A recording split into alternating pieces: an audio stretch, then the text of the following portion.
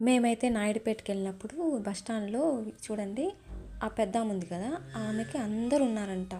కూతురు లేరంట, కొడుకులు ఉన్నాడు. బాగా మంచిగా బతుకుతూ ఉన్నారు. ఆమెనేమో అక్కడ వదిలేశారు. అది ఒక పక్కన ఆంటీ నీకెవరు లేరా అని అడుగుతుంటే తను చెప్తా ఉంది, నాకు అందరూ ఉన్నారు, నేను ఇప్పుడు ఇక్కడ ఉన్నాను, నాకు కొడుకున్నాడు, అందరు బాగానే బతుకుతున్నారు అని చెప్తుంది. సరిగ్గా కూడా నడవట్లా ఆమె, దోగాడుతూ వెళ్తుంది. ఎందుకు కొడుకులు, ఎందుకు కూతుర్లండి? కొంతమందే, అందరు కాదు, కొంతమంది ఉన్నారు. కూతురైనా సరే, కొడుకైనా సరే, ఇట్లాగా మీరు చిన్నప్పటి నుంచి ఎలా పెంచుంటే మీరు ఇప్పుడు ఇలా బతుకుతున్నారండి? ఇట్లా వాళ్ళని అనాథలాగా వదిలేదానిక? అయితే అన్నీ చెప్తుంది పాపం ఆమె, తన మనసులో ఉండేవన్నీ ఆ ఆంటీకి పక్కన ఉంది ఆంటీ, అన్నీ చెప్తుంది.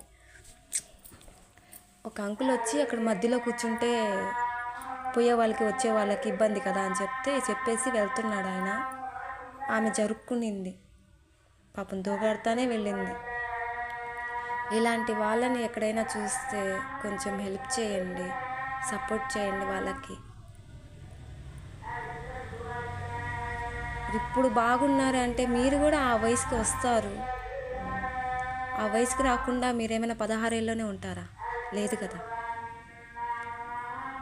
ఈ వీడియో నచ్చినట్లయితే లైక్ చేయండి, షేర్ చేయండి, కామెంట్ చేయండి ప్లీజ్. ఇలాంటి వాళ్ళు ఎక్కడైనా కనిపిస్తే హెల్ప్ చేయండి. మంచిగా కూర్చోపెట్టుకొని ఆంటీ అన్నీ అడుగుతుంది, అన్నీ చెప్తుంది నిదానంగా. అమ్మమ్మ